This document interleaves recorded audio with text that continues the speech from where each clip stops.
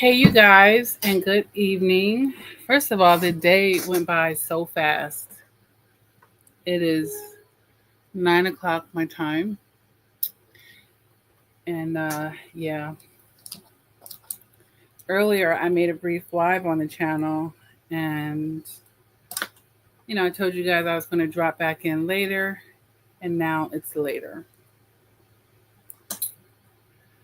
But I'm going to tell you earlier when I was talking to you guys, I was like, I haven't really been having many conversations because on my day to day life, I do not do a lot of talking. I really don't. But I'm telling you, from the moment I committed to coming back on here live, my phone was ringing nonstop. There's confirmation. And I was like, wait a minute, I was supposed to save all this talking for later on. Like, what? What? But it's all good, you guys. I'm doing a lot better with the allergies, and this should go pretty well. I'm just giving it a few moments to see if anyone else drops in here. Hello to whoever's watching. Feel free. Can I see the chat? Yeah, I can see your comments over here on the side. So I figure I would line up a few topics. Live chats are really good to run through things and we could be interactive, while we're discussing these things. So which one should we start with first? Let's talk about the narcissist ignorance and stupidity. Because they have blind spots too, throughout the years, talking into a lot of survivors before, especially initially when they're first, going through the discard or ending that relationship and how devastated they were. And a lot of times I do feel like people give narcissists too much credit. Like, absolutely. They're not really that smart and clever.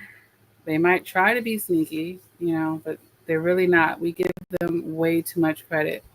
But people are like so textbook, really, once you get to learn them well enough. So let's talk about how they're ignorant, or basically, to me, what makes them stupid. All right. Number one, you guys, they definitely think their projections make something a reality. You project something onto somebody or whatever you think in your mind, that's just based off of your false mask, your illusions and delusions that make something a reality in the real world. No, that's not how that works. They could actually really put themselves in a bad position doing that way. And I even talked to you guys about not wearing rosy colored glasses and seeing things for what they are. But no, they will all the time, they will think their projections make something actually a reality because they think it hard enough. That must be what it is. And that's where they set themselves up really bad. The next way that I definitely feel like they're ignorant and stupid is they think that they can outrun their karma. That's that whole cycle of, dumping things when it gets too hard or dumping things when it's unpleasing, jumping to the next shit, jumping. I think the grass is greener over here. They always think they can outrun things, or even in a spiritual sense, thinking they could swap karma, like make somebody else pay for their wrongdoings. Now, there's a difference between sharing karma versus abandoning it and dumping it on someone else. Like, the universe is not stupid. Now, if you're in close proximity to people who ain't living right, of course you could be subjecting yourself to their bad karma and whatnot. For sure. Based off of, proximity.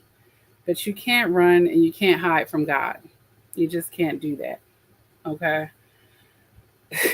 Which is very weird to me. You can run from people, but you absolutely cannot run from God. He sees everything. I mean, he's allowed you to run amok for his own reasons, But yeah, they think they can outrun things. Nope, everything what goes around comes around, and it will catch up. So to me, that's very ignorant and stupid. The next way that they're definitely ignorant and stupid is they think they could play God. Like, you're a human being. You know, if we were to look from outer space, you can't even see the speck of humans on the planet. Like, we're like not even a grain of sand. But they think they can successfully play God in other people's lives. And like I said, they could beat God or wage war against God or try to trick and manipulate God. Like, he knows that's a fake prayer. He knows your heart ain't right. Like, it's just things that, nah, you can't tithe or pay enough money out of that. It is what it is, you know? Another way that I find narcissists to be stupid and ignorant is they definitely, a lot of times, they'll attack the best of the best.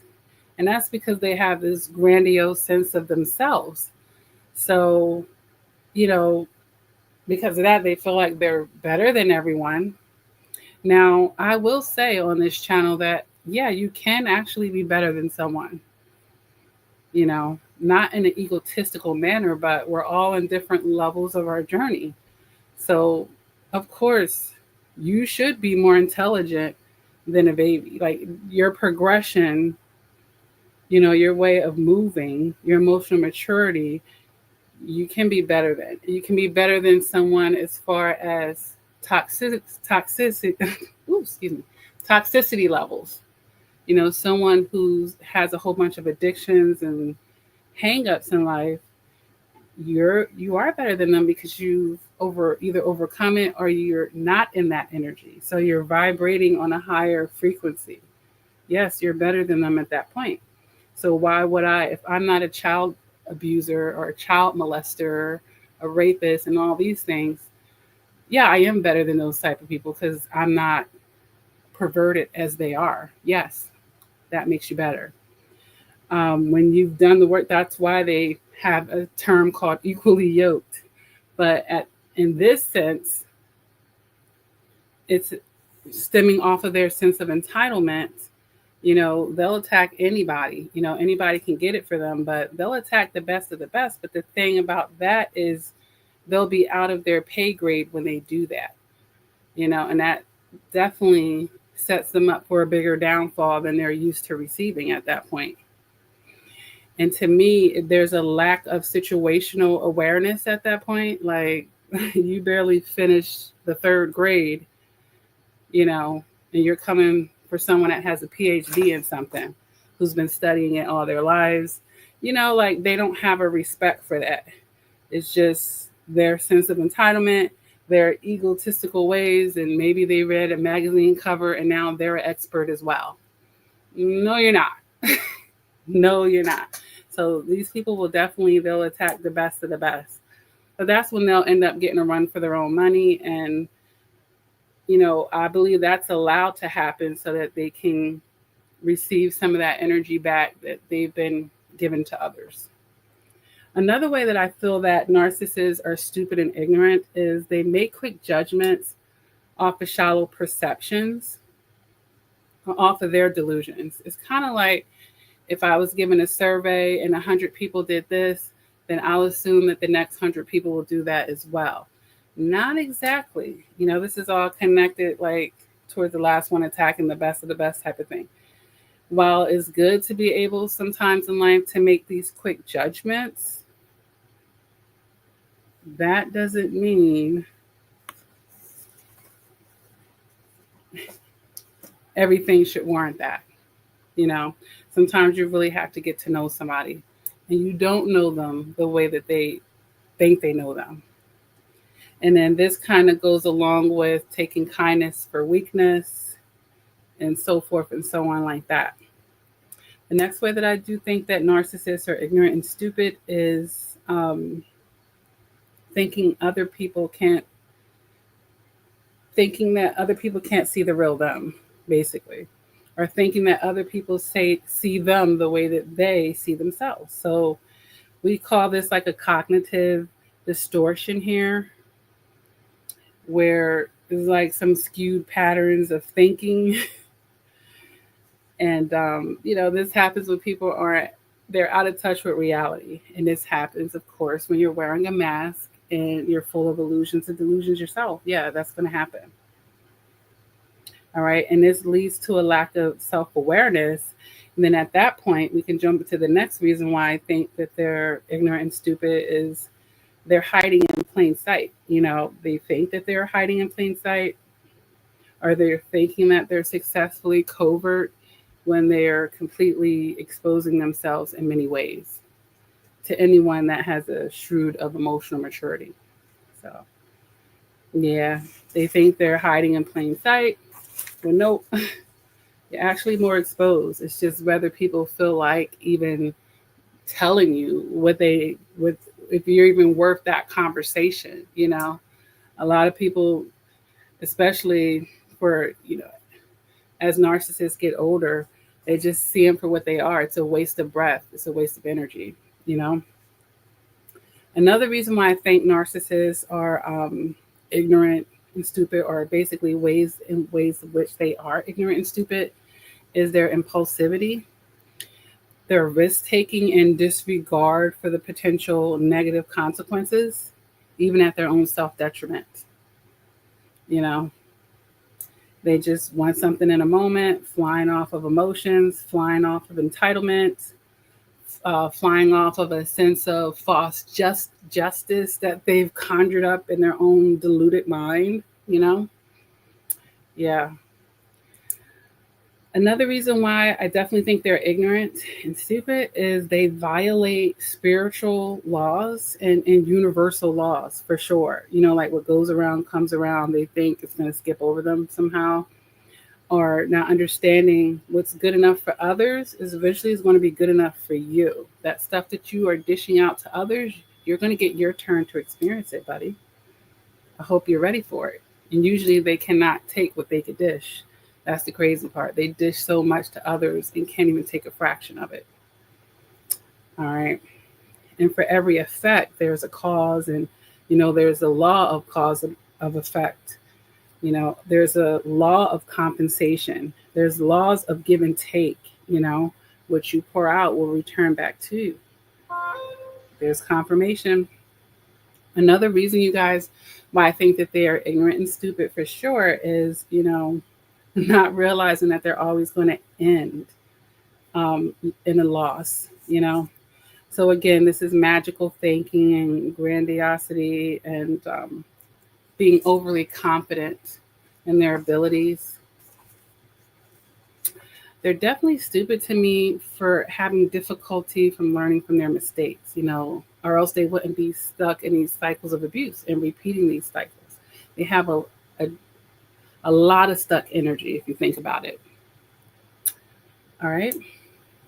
They're definitely ignorant for being on the wrong team. Of course, a couple statements ago, we were talking about how they inevitably will be losing. Yeah, but you're making deals with the devil. You're inviting dark entities into you. That's what their vessels are being used for, demonic attachments, and they're making all types of demonic contracts. Okay. And it's not good for them. It's not good for their bloodline. It's not good for them spiritually. It's not good for anyone in close proximity to them, honestly. All right. Those are the type you want to keep away from that. Okay. They're definitely ignorant when they want your day to be their day. And when I say your day, I just mean like, your graduation, your birthday, your promotion, your wedding, your proposal. You're going into labor. You have a grand opening of your business, your award, your celebration. Like, they like to make everything about them. And Ed Ean says they're stupid for their lack of judgment. Yeah. They actually have a crazy amount of blind sights if people really think about it, because really all they're really seeing is what they want and, their projections and their false masks. They're not even looking at their true selves. They eventually psych themselves out. They really start to believe their own lies because they said so many times they've planted the seed and they're watering it every time, and they really do end up believing it. It's very sick. Like the mental illness that comes along with narcissism, like there's mental illness in there. You better bet your bottom dollar. They're minimally a narcissist. They have other things going on with them psychologically. They're definitely ignorant to me as well because of their narrow sense of sharing space with others in the world, meaning like two can't win, like both of us can't win. In a narcissist mind, there has to be a winner and a loser. There's no gray area, there's no in between. We both can't win at the same time. And that's why they have to feel like they have to manipulate things to make sure they're perceiving that they're winning. And I have to say perceiving because a narcissist perceived win may actually just be a loss in a very logical sense. But we're talking about magical thinking. We're talking about a false mask. We're talking about emotional immaturity. We're talking about other mental illness mixed up in there. We're talking about shallow existences here. We're talking about a lack of character and integrity and morals all thrown out the window. So their sense of winning might actually just be an incredible loss to them, sadly. But, in their mind, two people cannot win. It's just not enough space. So they have this superiority complex. And if you're good, they must be bad. So they have to make you bad so they can be good. You see how that works? So definitely. The next reason why I think that they are ignorant and stupid is they overkill. They try too hard. They drain themselves out basically doing this. Like it's one thing to abuse people, which is horrible, of course, but they never know when to stop, and that always gets them caught up at some point. Their greed, and that's their, what word would I say for this? The sadistic nature, because they're feeding off of this. So, yep, they have to prove a point. So they're overkilling. They're very dramatic people, more than not. So they don't know when to stop. And because they don't have the right perceptions, they can't even see a lot of times how they're overdoing it. And because they have this entitlement, at the same time, they'll feel justified in doing it as well. So that's definitely going to create a potion for someone that's going to be overdoing something. And that eventually is always the greed that gets a criminal caught at the end. It's like, I had to do it one more time. I just didn't know when to stop, or I had to have more, There's confirmation.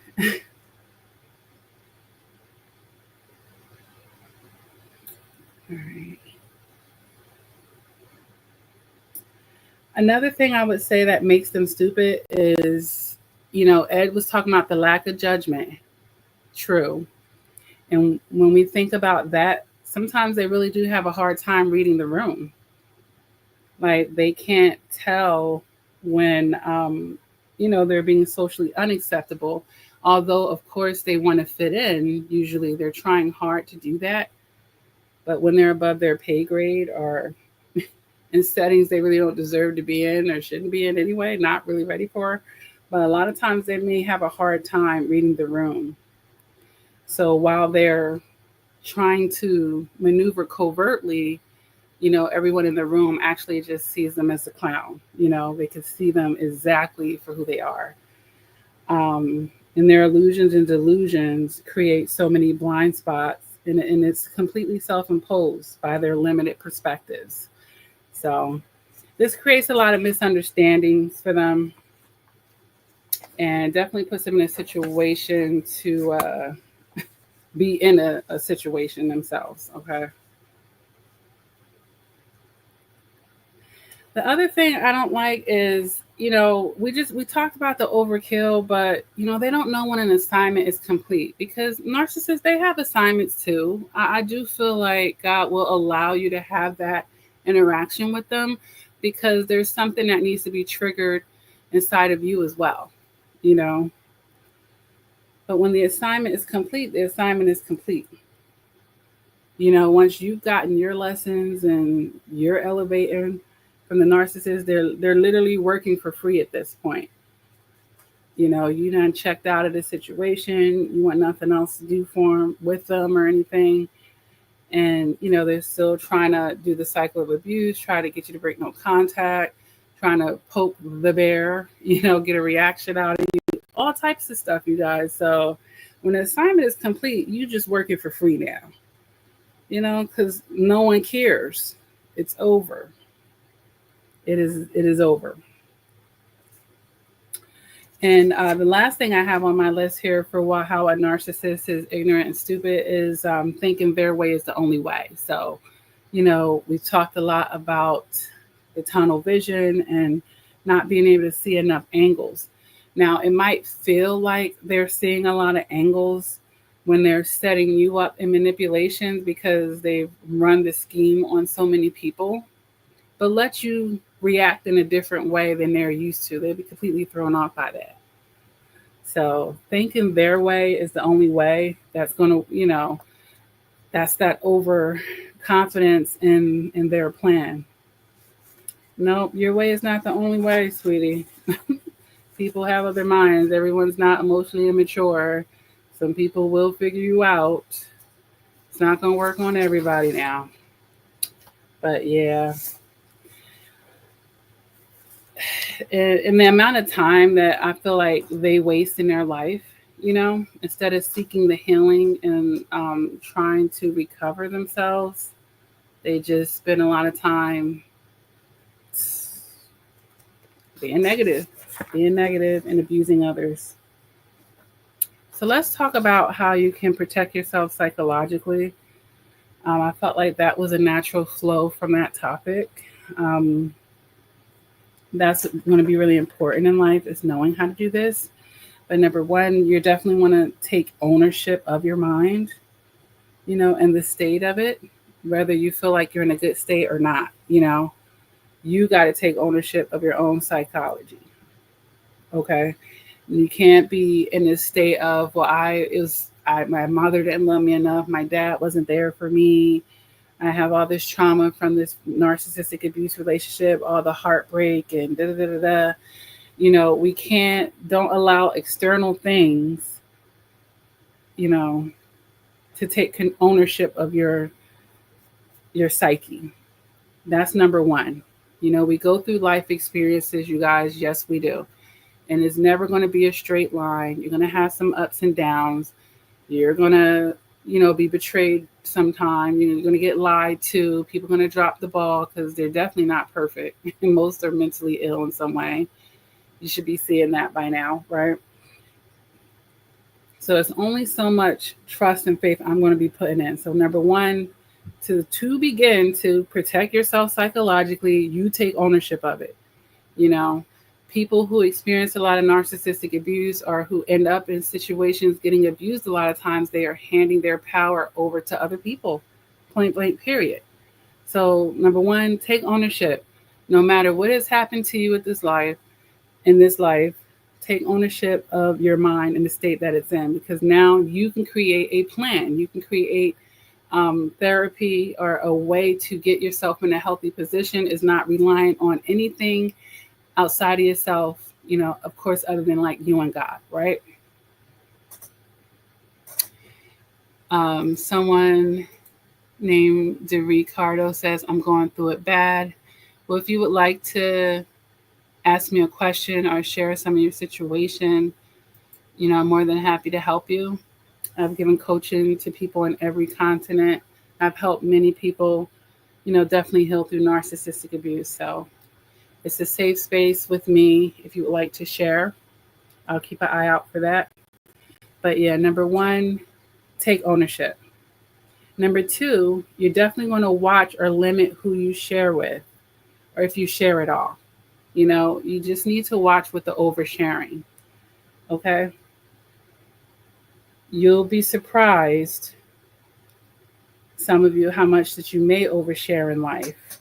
And with that being said, you have to learn how to answer questions or not answer questions.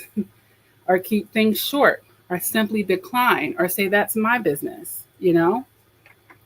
So if you want to protect yourself psychologically, just know, you get to decide these things. All right. I know narcissists, they want to jump inside of your skin a lot of times. They definitely want to know everything on your mind, and they're going to encourage you to be in a certain kind of codependent energy. So when you're in that type of energy, of course, you are oversharing, you're overdoing, there's no boundaries here. Okay. So if you want to begin to protect yourself psychologically, have boundaries around who gets access to your mind. All right. I'm not giving that access into your thoughts, your deepest thoughts, your deepest secrets, and all this and that. What? You can't just be throwing it around.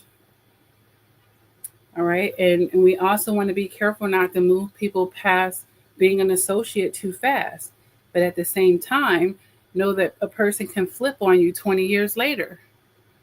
Right. So time, yeah, time can be a factor. It can be, but it's not always a determining factor. That's why you just always have to learn how to read the room and pay attention, and always be willing to honor the truth of a situation, not what you want it to be, but what it actually is. Because if you just honor that, you're going to let people do what they want to do, and you'll know what they rather do. And hopefully you can get to the bottom of a person's sincerity, right? Because that's important. Like, let go of trying to control things outside of what you cannot control anyway. And obviously, you should never want to control another person. How can you begin to find out if someone's being sincere with you if you're trying to control the situation?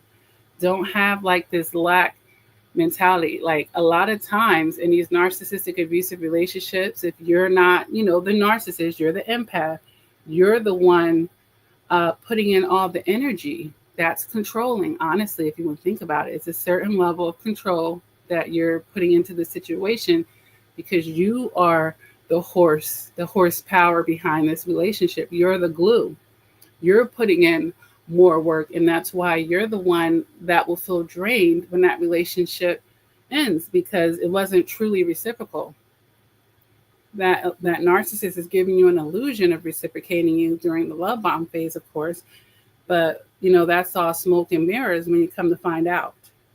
So, number one, that's draining. That's draining. That is so draining. And you're talking to someone who has experienced narcissistic abuse at certain points in my life. Thankfully, not any time lately, but, and of course it should never be again. But yeah, it's draining. That's exhausting. And that's codependent energy, when you need that relationship to work out so bad that you're willing to pour like that, but you're pouring into a bucket with a bunch of holes in it. MB says, my ex is making false allegations and coaching my child to say horrible things on video. Have you faced this in court? What can he do? And you also said, what can he do with false information and lies? What kind of allegations? Like, it depends on the kind of allegations they're making, but that's weird. Do you ever have time with your child alone?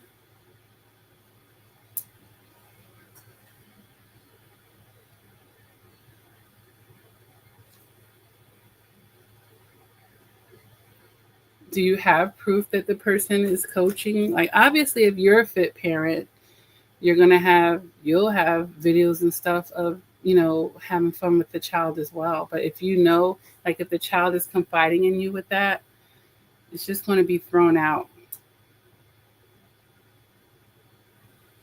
But narcissists, they're always going to lie. I don't know if you guys are sharing custody, or they're trying to take full custody from you. I mean, what he's trying to do is just set you up to be a negligent parent. Ultimately, that's what he's trying to do. But you can just say what you know. And the proof is in the pudding. Like if you're a good parent, you're a good parent.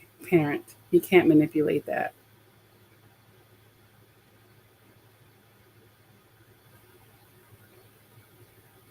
And if you really think he's doing that, you could have your child speak to a therapist as well.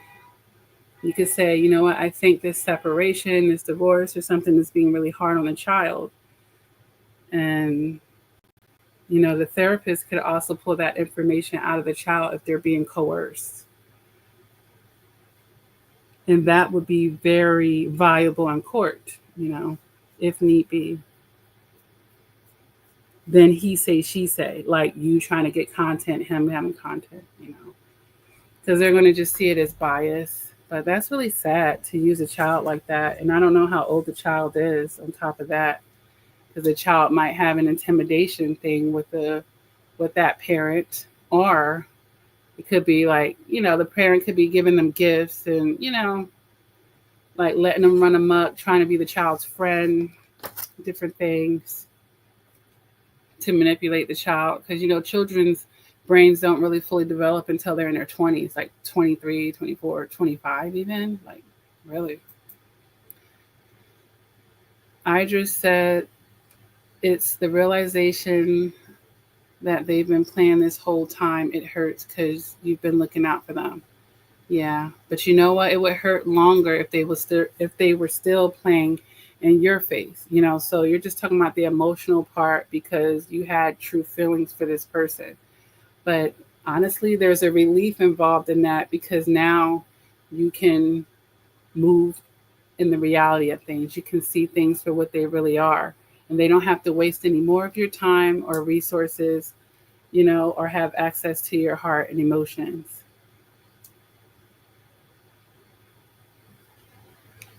So look at it the flip side. Think of the more time and more resources. So you're freed right now.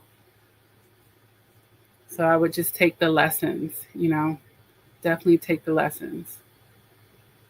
Yep. And know how people are. And that, as I was going down the list here, that was one of the things. Number 5 was never invest more than you can bear to lose, So anything I do with someone, I always think of all the angles. What if this person is playing me? What if they never pay me back? Or what if they don't really care about me? Can I handle this? Can I handle that? This is how I think with myself. And it actually puts me in a really good position when dealing with people. And I don't ever invest more than I can bear to lose. Does it mean that someone can't make me feel something? Of course I can feel something. I can't feel let down. But it's the fact of never considering. So the way that you're feeling right now, Idris, it reminds me more of an energy of a person who never even considers this person. Like, I'm taking you at face value. I'm believing everything 100%. And number 6 on my list is never trust anyone 100%. And I know some of you may have issues with this because we romanticize love. And further down my list, I talk about how we have to stop, number 9, stop idealizing human beings in a Disney type sense. Yes, there are still good people. Yeah, good people do exist, but perfect people never will. Okay? So that is so important. Whenever you deal with someone, they are imperfect, no matter how much they can invoke emotions and feelings. And of course, when a narcissist is love bombing you, you will feel on cloud 9. But I've said this throughout the years when I talk to people, even when something feels good, like, I'm a Muslim, but everyone isn't. So if you're dating like in a Western sense and it feels good at first, it's like, okay, well, let's see if it continues. I don't have to like get carried away with myself.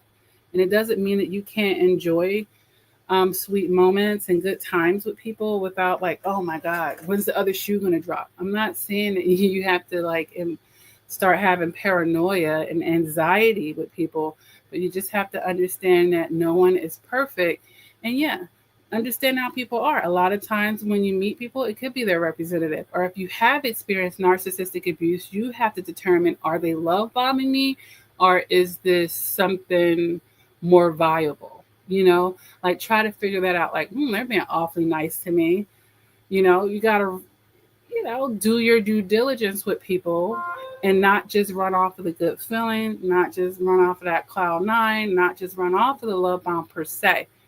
And if you are wanting to run off of it, have yourself be at least emotionally mature enough to say, you know what, if the shoe dropped, it's cool, it's all good. We had these memories and that'll be that. You know what I mean?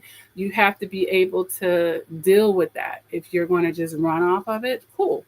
Like, you know what? Well, I'm going to just ride it till the wheels fall off. Oh, they were wearing a mask.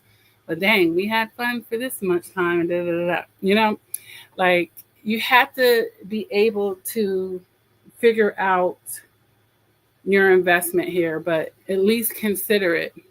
You know, at least consider it because there's a lot of game out here. So MB says, yes, I have 50-50, but my child has been taking the narcissist side. I've been asking to take my child to talk to a therapist. My ex won't agree. We have equal custody, so he is allowed to deny it. What? He's allowed to deny if your child could get therapy? Well, you know, a way around that is if your doctor, like let's say your pediatrician agrees, or someone else is going to make him look bad. Like, why would you deny it? Or if the school therapist, you know, if he talks to the school therapist instead of the one that you guys hire privately, that's another way around it. He wouldn't even know about that. And then if that school therapist thinks your child should go to the outside therapist, he's going to look like a bad parent if he denies that. So, but do understand, you know, children are emotionally immature and easily manipulated. So if that parent is, you know, giving them candies and gifts and trying to win them over in a certain way, they're always gonna play dirty, you know. And sometimes narcissists, they want the child for selfish reasons, not even because they love the child, just to hurt you or just to, it's about power and control. You know what I'm saying? They're not going to play um, clean with you. So you have to keep that in mind and move in that way yourself. But there's always, there's always another way. There's always another way. Or, hey, you could say you didn't know that you needed his permission for the child to talk to a therapist. How are you all you're thinking about is the child's mental well-being, You can't, with them, they're never going to play by the book with you. Trust me, they never will. Yeah, 7 is a very young age and a very tender age and a very impressionable age at that. So I'm very sorry that your child is in the middle of this. But obviously, that narcissist is planting a lot of seeds with that child, and you're definitely going to have to be countering those seeds that are being planted.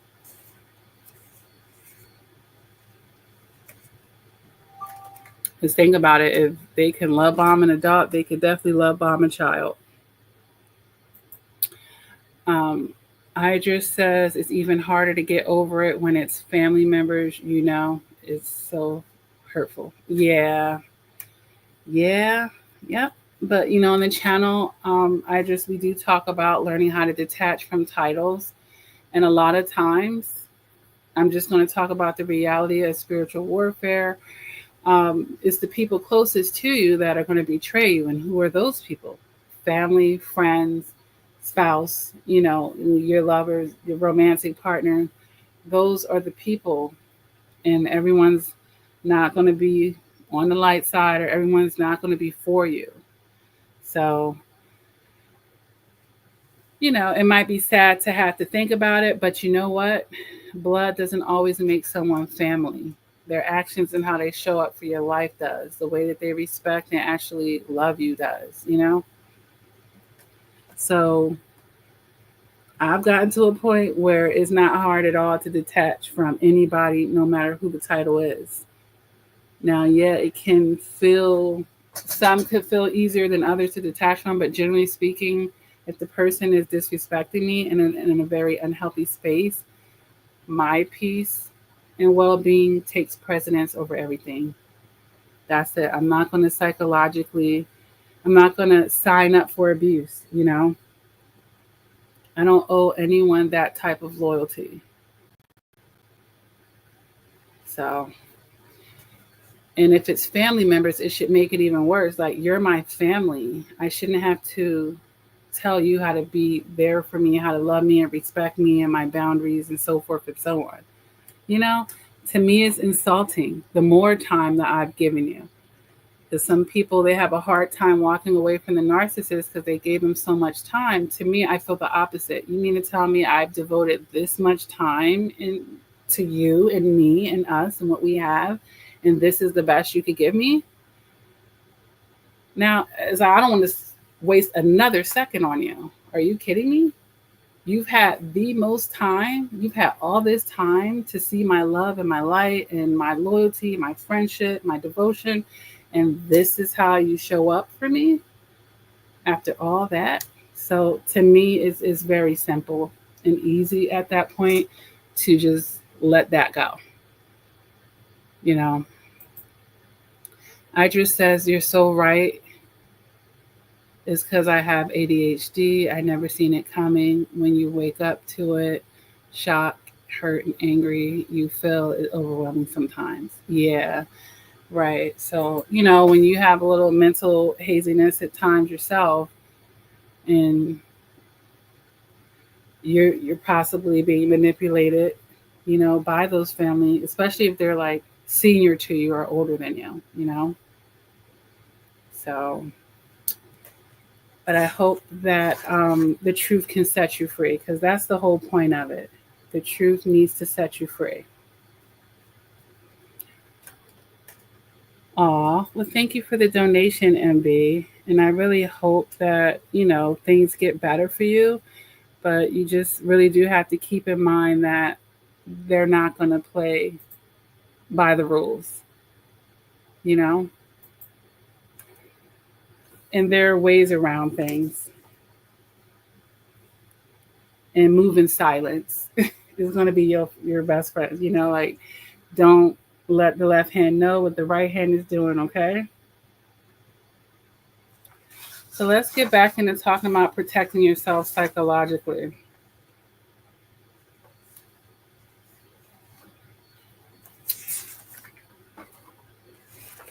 Of course, increasing your emotional maturity. And then understanding if people betray, if they did it to them, they will eventually do it to you, you know?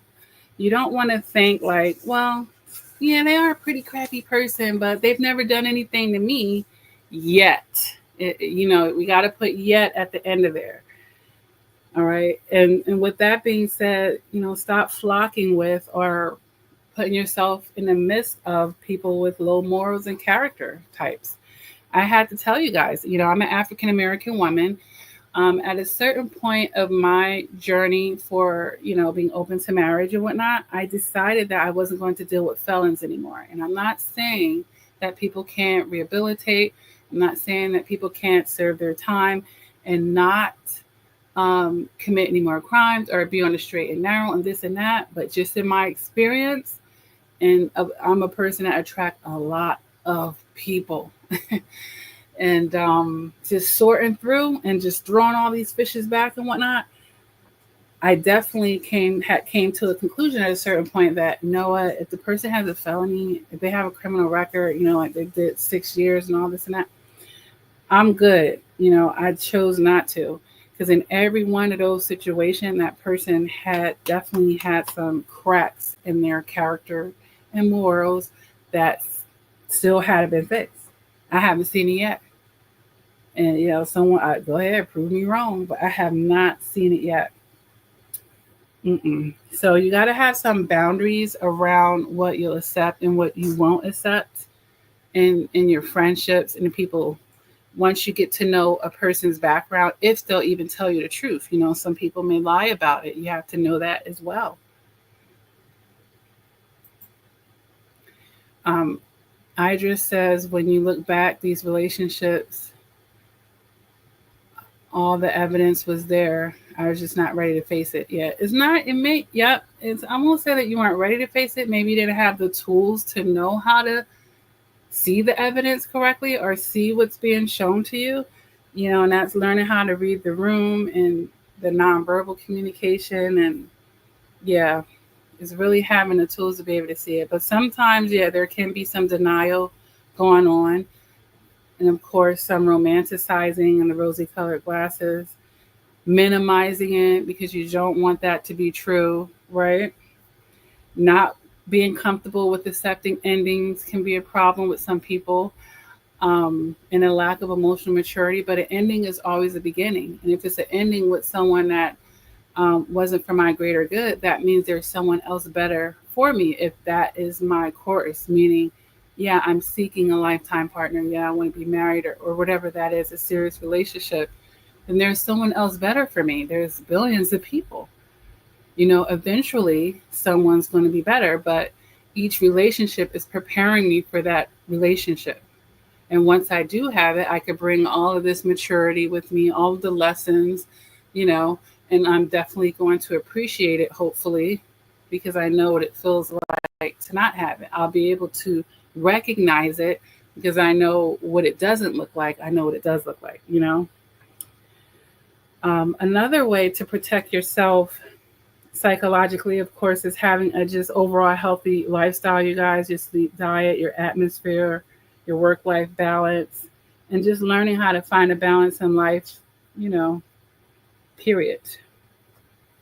Of course, not signing up for abuse or, commanding healthy relationships, not demanding them. We don't demand. We command, we don't demand. Because again, we're not controlling other adults. If they want to be toxic, cool. I'm glad that I was able to see that. I'm glad, because I'm not controlling the situation. I'm letting you do you. And now I'm going to determine if that works for me or not. That's how you should deal with people. Let them be who they are. Don't give them the, what are you looking for? Just be yourself. I'll let you know if that works for me. Don't stop giving, a narcissist the blueprint to how to love bomb you until they get what they want.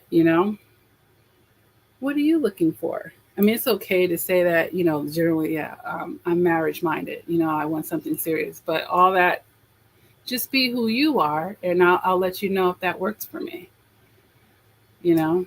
So if they're not attentive, if they're not consistent, all these things, you'll begin to see it. And because you're letting them be them and you're not coaching them on how to win you over, you're seeing who they really are, hopefully. And if they're pretending to be something else, they still don't know. You're still not giving them your play by play per se. If you want to protect yourself psychologically, you guys, you need to learn how to deal with betrayals. Betrayals, lies, and stress. There's no way you're going to be able to protect yourself psychologically if you don't know how to deal with these things. But it goes back to not having this Disneyland view of human beings. Because the higher you put them on that pedestal, the harder you're going to fall down emotionally when they let you down, inevitably. Okay, the level of which they will let you down depends, but nobody's perfect. Okay, so learn how to deal with betrayals and stress and lies because they happen.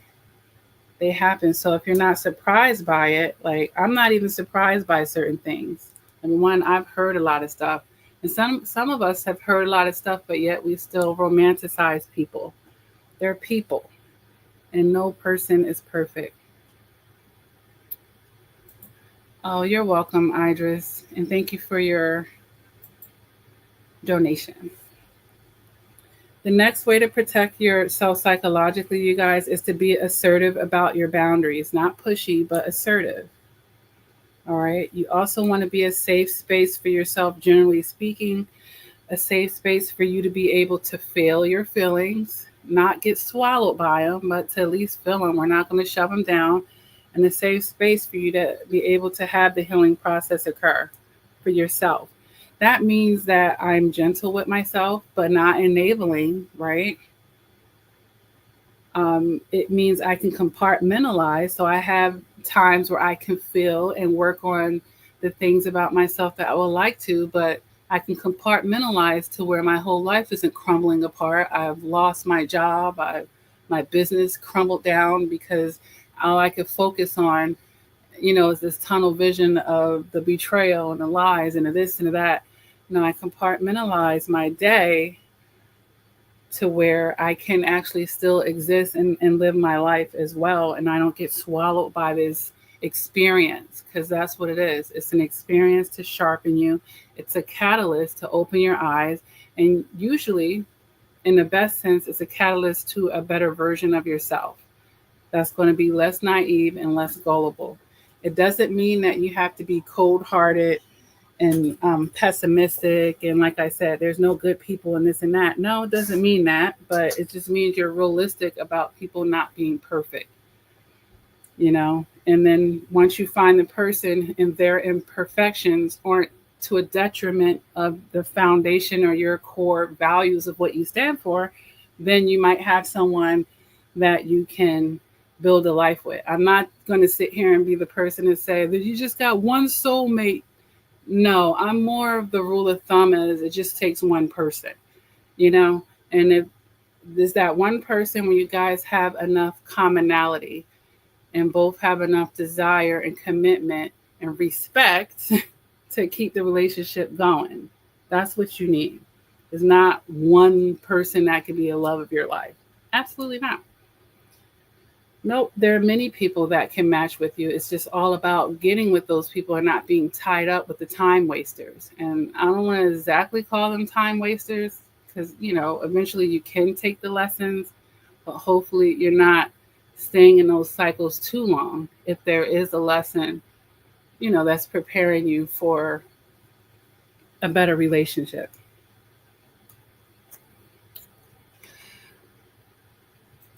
Idris says, but some of them go so low it's unconscionable. They are the worst kind of demons. Yeah. Yeah. It's not. It's actually in 2025, okay, it shouldn't be unconscionable anymore. It shouldn't be. I feel like there are a lot of low vibrational people in this world. And, even when you look in the dating world, there's a lot of men against women, a lot of division, you know, is not unconscionable when you hear all the stories. But I understand what you mean when you say that. Just wrapping your mind around, how low somebody will go to use someone, the lack of empathy they'll have in stepping on you and making you suffer and not feeling anything to just take from you, to exploit and use and pretend and manipulate. There's confirmation. Yeah. Yeah. And that's why, they say narcissists don't have empathy, or, the part of their mind that deals with the empathy is destroyed. And they've studied this over and over again. They've put psychopaths, which is a high range narcissist, in front of a video, and, they show them horrific scenes of people being murdered and dismembered, and their brain is not even lighting up. They put someone as non-narcissistic in there, and it's probably borderline traumatic. Their brain is like going crazy, like, they're feeling something. So there are people, sociopaths, psychopaths, and, mid-range narcissists, and, low-range narcissists, they be trying to run their game too. It just might be a little bit more ghetto, if you will, and maybe easier to be found. But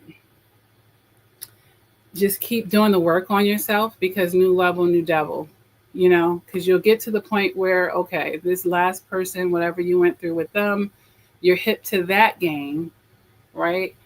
So they'll try to, so that a narcissist like that person or beneath them won't get you. They'll try to send someone a little bit stronger. So we always have to keep checking ourselves. And then when you have that self-awareness to know your imperfections or the areas like, oh, I'm a sucker for looks, you know, I'm a sucker for, someone who know how to talk to me or flattery. So whatever that kind of gets you all riled up, which is okay. We're human beings and we're here to feel emotions and ranges, but your self awareness is actually going to really help you if you're able to keep that in mind as you're going through the process of getting to know people, and you can check in with yourself and, keep it real with yourself on that. You know, that's important. At least like if you already know where you might be vulnerable, you'll even know if someone's trying to exploit you in that area because you'll already be aware that you might, you're a little sensitive there. And it doesn't mean you have to stay sensitive there, but at least know yourself well enough. I do like that phrase, know thyself. It's so important. A lot of times we don't want to look at our shadow side, but honestly, a balanced person knows how to work with their shadow and their light side. How do you think a detective will go to a crime scene and start putting together what happened with this and that? They can't just stay on the light side and solve that crime. They have to start thinking into the dark nature of a sociopath, a psychopath, a murderer, a this or that. They have to tap in, have to be comfortable enough to tap into that. We're not throwing our dark side away. Both sides help us in this lifetime. It's just that narcissists use their dark side in an evil way. We can use ours in a smart way for protection. So that's how I feel about that. All right. So we definitely want to challenge our negative thoughts, of course, because how can we protect ourselves psychologically if we're not minding our thoughts? Like we have like 65,000 thoughts a day. And if you've experienced a lot of verbal abuse, you'll find in the healing process when you are being self aware and being mindful about things, a lot of those thoughts coming through your mind were seeds planted by other people. We'll call them weeds that need to be pulled out. Um, people putting you down or making you feel that way and planting this seed for months and years or whatever, however long that was. So you'll get to a place where you probably need to start challenging these thoughts, rebuking them, replacing them with healthy seeds, fertilizing yourself, if you will. I'm just running with that example. Fertilizing yourself with healthy ways. If someone was always calling you stupid or this and that or calling you ugly, you start telling yourself that you're beautiful and you're handsome. Because beauty is beyond just a physical thing. You could have a beautiful heart, a beautiful mind, a beautiful spirit. And yes, you can be beautiful externally as well. This is crazy. Like a narcissist will get a beautiful person. You know how many beautiful women actually think they're ugly? They were convinced of that by a narcissist. They will actually convince you that you are completely the opposite of what you are. They don't want you to see your light and your glory. They want to actually dim that so that you won't feel worthy of, having a healthy relationship. You won't feel that you can even achieve it because you feel so low on yourself. So honestly, they're there to try to trick you into thinking you're the opposite. And maybe even swapping with you, like have you see them for who they are and you see yourself like the opposite. Like they project all their bad qualities onto you a lot of times because they want you to take the fault for that anyway. All right. So if you want to protect yourself psychologically, you guys, you definitely want to focus on what you can control because you'll drive yourself crazy psychologically trying to focus on all the things that you can't. People have gotten coaching with me and they've been falling apart. Like, I don't understand why this person doesn't see that I love them and this and that. I'm like, well, you can't control that. Maybe you don't need to have that person see it. They weren't meant to ever see it.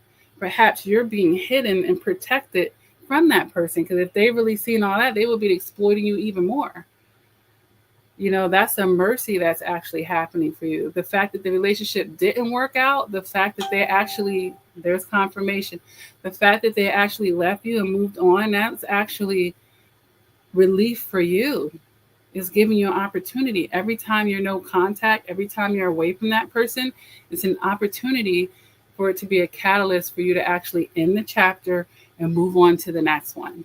You get to determine at that point if you want to do that psychologically and spiritually, or if you need more reinforcement and you invite that narcissist back in for some heavier lessons, because either being hard-headed or you're in resistance, so you're going to get the reinforcement. Or you can accept things for what they are, know that greater waits for you, have the hope and the faith in that, versus trying to have the hope and the faith of making this work. Because it's true, a lot of people, like we talked about, they make the investments, they don't want to let go. But if I had a stock and it's going down, down, down, down, down, maybe, I don't know if that was the best example, because in the long term, they usually level out. So maybe that wasn't the best example. Just think of another situation where you make an investment and you're losing money. Well, you need to stop, because you're going to get into the negatives at that point. You're going to be owing more than you even have to give, So you don't want to put yourself in a destitute situation, and also putting something above yourself, loving something more than you love yourself in a certain way. It's okay to love yourself first. It doesn't have to make you egotistical, because actually loving yourself first allows you to be able to continue to love others, because that means you're going to have your self-care. You're going to take care of yourself. You're prioritizing yourself in a way to where you have self-preservation, and everyone you love and care about is going to benefit from that, because now you're happier and healthier. You have longevity, So it's okay to put yourself first. It's one of the lies that we get told about not putting ourselves first. Another way to protect yourself psychologically is to find purpose and meaning. If we just focus on, oh, that hurt, oh, that's trauma, oh, that abuse, you're going to be triggering yourself left and right. But if you find a way to find a purpose, find a meaning, and I always talk about turning lemons into lemonade, and that's exactly what you do when you take the lessons. There was a purpose in that relationship. It reinforced a lesson, or it taught you a new lesson. Or, narcissistic abuse, which is shining the cracks on the cracks in your foundation. Okay, I needed to tighten up there. Okay, I got that. All right, well, no one's going to be able to do that to me again. I'm willing to listen to the lesson that's being given to me. It's not the end of my world. It's not the end of my life. I can go on and actually be better for this, and not broken and bitter for this. I can be better for it.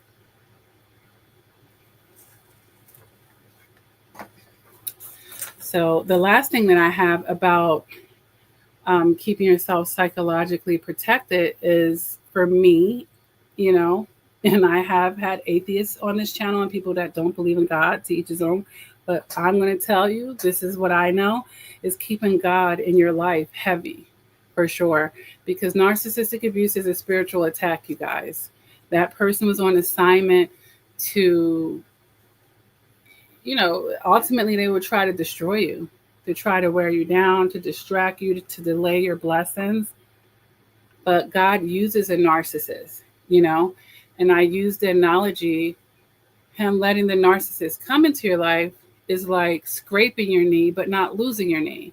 You can heal from the scrape, but some of you actually might turn it into way more than it was even intended to be. They're like, well, you know what? We're preparing this person to come sit in this room, but I think they need to be a little bit tougher. They're going to learn a lesson from this person who's going to come and do this, that to them. They're going to learn a lesson, hopefully, right? And now you're more prepared to sit in this room. So when we hand this blessing over to you, someone's not going to be able to easily take it from you. You're going to have a lot of wisdom and emotional maturity to be able to protect the stuff that you start gaining because you've already been there and done that on a lesser level. You've learned it already. So by the time, that's how that can work out in your favor if you allow it to. A lot of people, let themselves get into destitute situations as well and get swallowed by the hurt and the pain of a narcissist because empaths can be very gentle, but we're also warriors as well. You know, we're warriors. I don't want anyone to ever think that being an empath has to be something to your detriment. It's not that you're an empath, it's that you are pushing the love and the feelings and the care into undeserving areas and it's not being reciprocated. So, of course, you're going to feel like your cup is being emptied. Of course, you're going to feel like it's a punishment to feel in the love because you're loving the wrong thing, you know? So, that's a redirection. That's all it is. It's a redirection. But if you have a lack mentality, you're going to feel like it's the end of your world, You're going to feel like that one person or that couple of handful of people or whatever get to determine the rest of your life, or I'm incapable of being loved, or no one's ever going to love me. No.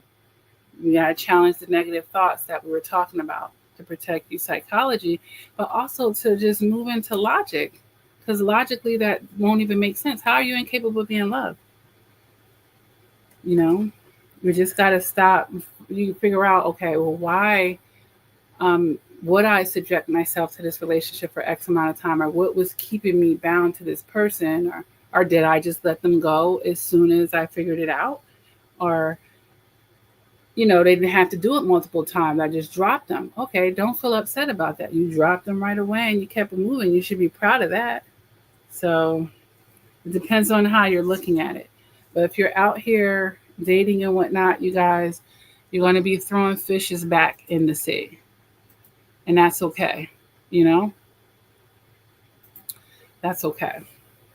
So the last topic that I had on here to talk to you guys about is a narcissist's needs. So these are the things, or at least the list that I came up with, that I felt narcissist needs to thrive. So when they don't have these things, they're already unstable in a certain way. It's just they work hard to mask it and to hide that instability, right? But it becomes outwardly noticeable for sure when they don't have these things. So the number one thing that I put that a narcissist needs is a community. Yeah. The community gives them supply. It gives them flying monkeys. It gives them an escape from themselves, of course, because they don't like to sit with themselves. Yep. A narcissist also needs the illusion of power and control. And that's exactly how I wrote it down, the illusion. The illusion is actually good enough for them, But real power and control, of course. But if they at least have the illusion of it, they feel like they have the power and the control, they're happy.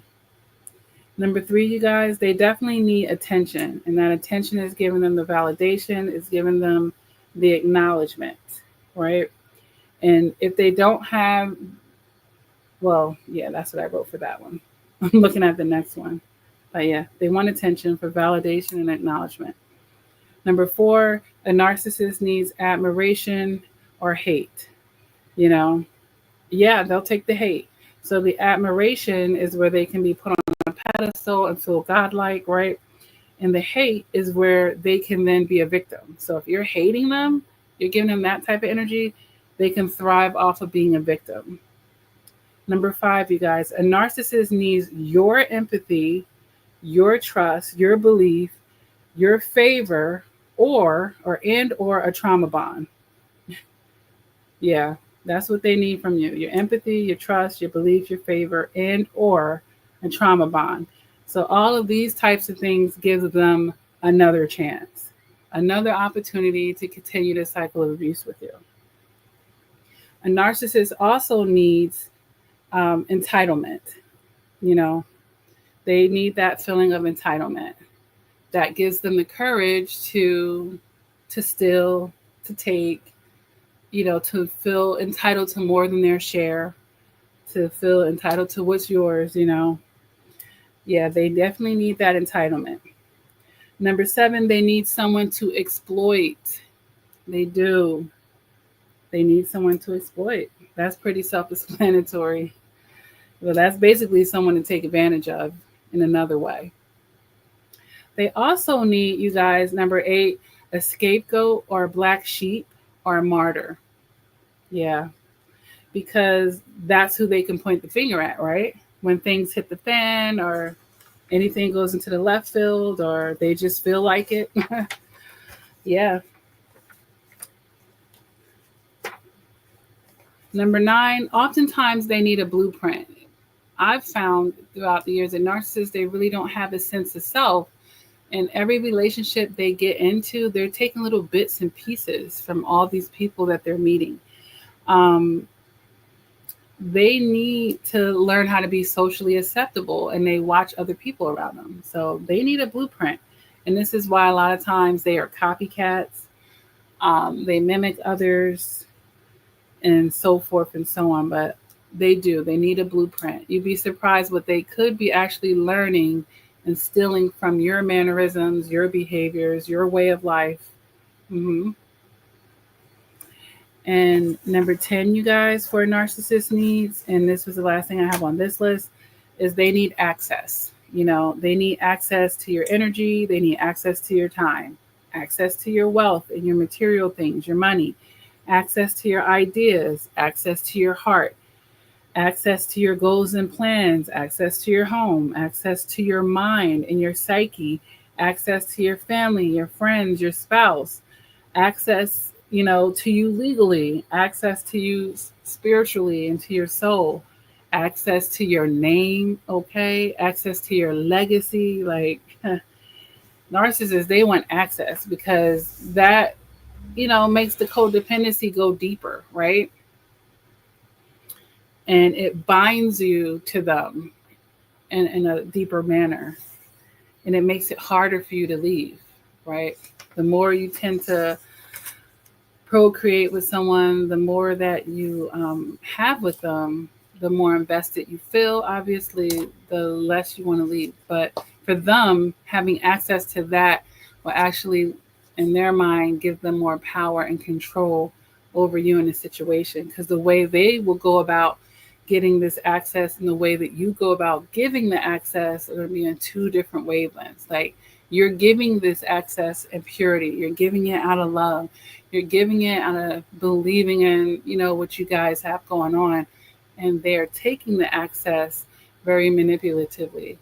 They're taking it by plotting and planning. They're setting you up in some type of way to where if you ever try to revoke that access, it's going to be an issue because they've already thought about the traps that they were setting for you while they were gaining access and how they want to try to keep the access to make it hard, and have you basically pinned in or to your back to the wall at that point.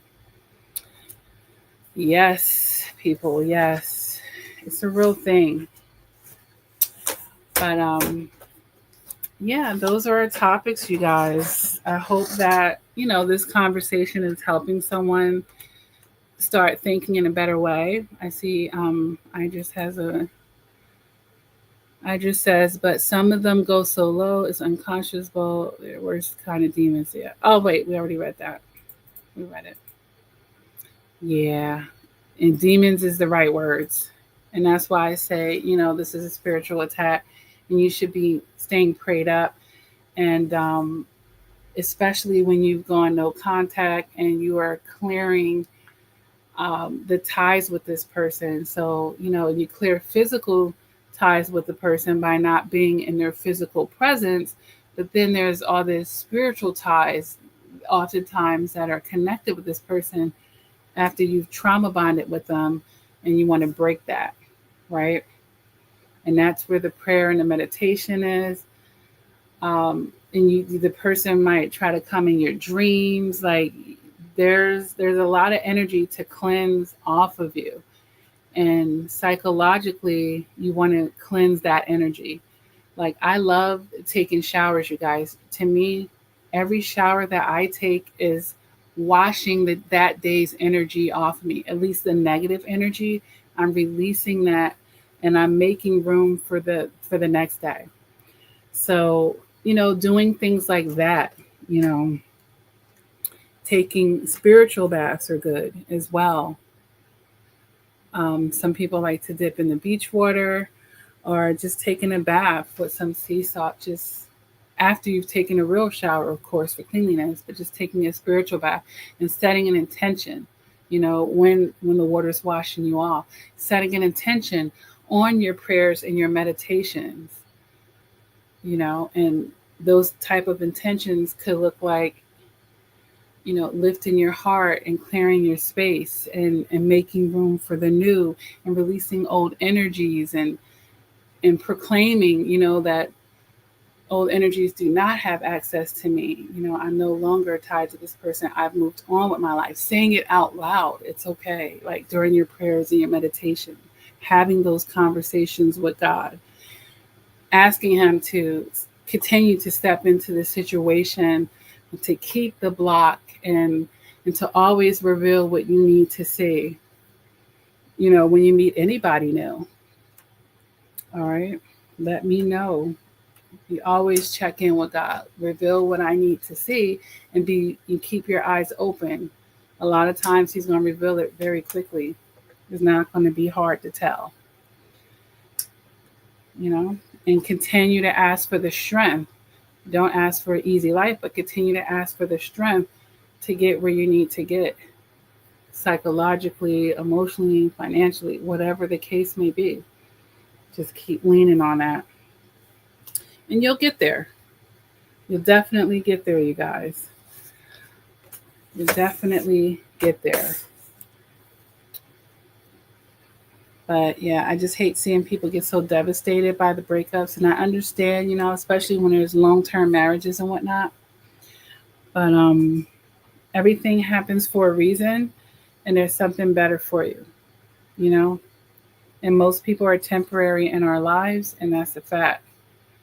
So you have to become very comfortable with letting people go, because we have to do it with everyone. We'll eventually have to let everyone go. That's the way of life.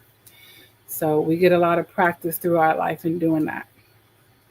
Even our kids, we let them go in certain ways, so that they can have their own independence. But yeah, it's great, you guys, to be able to come in and do a live. I haven't done a live like this in quite a while. If you like these lives, just let me know. Hit a like.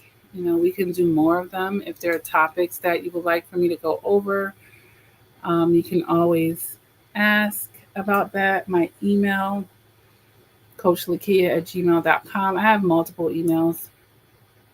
Whatever ones you can use them to get in touch with me. I will be opening up coaching pretty soon, opening it back up. I used to do that full time.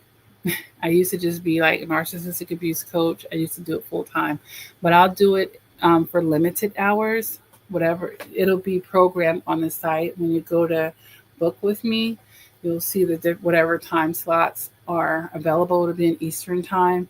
I don't know what time zone you're in, but those are if you need something outside of that, you have to email me, and we have to coordinate, if those times on the website just don't work for you, if you were interested in that. Most people have liked my coaching for sure, versus the brick and mortar, because a lot of them are not learning about narcissistic abuse in the way that we know. And it's not even in their manual heavy. It's very lightly mentioned and not given, the proper weight. So people aren't really finding the comfort in that. But yeah, for those of you just dropping in, YouTube is definitely going to upload this, and you guys will be able to jump back into the talk and catch up with us. But it's very nice for you guys to drop in.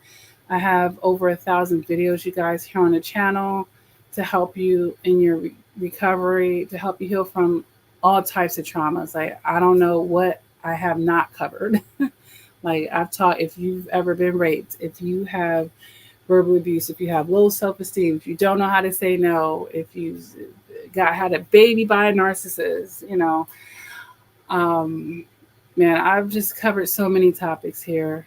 Let this channel be a beacon for you. Take what you can to help on your journey and leave the rest. That's it. Um, I am writing some self-help books, you guys, that are definitely, I feel, will be very helpful. Once they're done, I'll let you guys know about that for sure. All right. And other than that, I'm going to get myself out of here because I have to do some self care for myself tonight. And I have an evening of that for myself. So I'm going to get to that. I love you guys. It was great dropping in, and I will see you guys in the next upload. Uh, yeah, I understand why you would feel hate, but that's when you hate something, a lot of energy goes behind it as well. A lot of energy goes behind it as well. So just be careful with it. But I know that you may be fresh out of a situation, so you're still working through the grieving process. But eventually, I won't. I don't want to say the word indifferent. Maybe more neutral. It's like I don't hate them per se. I don't hate them, even though they do horrible things for sure. But I don't. I wouldn't give them hate. That's a lot of energy. It's probably more energy put behind hate than happiness. You know what I mean? In that way, and that's a stress for me. I become indifferent more so. I'm more indifferent. And as long as I'm arming myself to where I can protect myself from them, and I do my best to protect my loved ones from them as well, like I give people the information, whoever wants to listen. And that's how I arm and make the world a better place when it comes to that. But I'm more so indifferent. But the way that I see them as fleas, you know. That's why I started out the live chat talking about how I feel they're ignorant and stupid. I see them as very ignorant and stupid. I really do. I don't give them that much credit at all. Yep, they really are clowns. They really are clowns. No respect at all. I have no respect for them. And they shall reap what they sow, believe it or not. And maybe I'll do a part 2 of that. I did do a narcissist karma video maybe like 7 years ago. It's been a long time since I visited the karma of a narcissist. Maybe I'll do a newer version. But yeah. All right, you guys. Yeah. But you know what? They get used for good. They do a lot of evil stuff, but they get used for good as well. They're sharpening empaths. They're making empaths warriors. They're elevating through the lessons. And that's why I say in most of my videos that the power in the situation is you become stronger while they remain the same. They actually, these situations is usually a catalyst for the person to become a lot stronger. I know it's like a growing pain type of feeling because you did it through the experience, but yet and still, most people will not give back the glow up. Most people are not going to give back the wisdom as well. So I know it's a hard knock, school of hard knocks way of learning in a certain way. But at this point, I don't believe that everyone has to learn the hard way. That's why I have a channel like this. But a lot of people end up finding it after they've had some type of experience. But it doesn't have to continue to be the case. Just keep increasing your emotional maturity and you'll be able to see it. And because you have experienced it, you're going to see it even faster if you're taking those lessons. Yeah, it is. It is. But it also becomes very obvious over time. While they sharpen you, you'll see them from a mile away. And then it looks very remedial and like, oh, they tried that. Oh, really? They think it's stupid, like I don't want to say laughable, but it could even become laughable because it becomes very remedial. Yeah. All right, you guys, you take care. Have a good evening, a good morning, wherever you're listening from, and stay well. And definitely, don't let a narcissist determine your worth, your future, your present, none of that. Whatever they got from you in the past, you'll get it back from someone else. Whatever you give purely to someone else, it will return from another direction. And thank God for that. Why would you want it from them? They're not even capable of giving it back to you properly, right? So your good deeds are not wasted per se. Whatever you've done sincerely from your heart, from someone that doesn't deserve it, your blessings will come back from another source that's, can give that to you. It'll come back to you another way. So it's not wasted. It's only going to become wasted if you know better and you still go back. Okay, well, it's like, okay, the eyes have been opened, the veil has been lifted, and you're still pouring in. Now it's your loss. Now it's going to be your loss. But for when you did not know any better, don't worry, that's not a waste. God saw that and he still sees everything, you know. But you can't be too tenderhearted. So he'll let you get the reinforcement, but let's not be the one that needs to get yelled at by God. Let's not be the one that needs to get knocked upside the head with the truth to be able to see it. Let's not be those type of people, okay? Because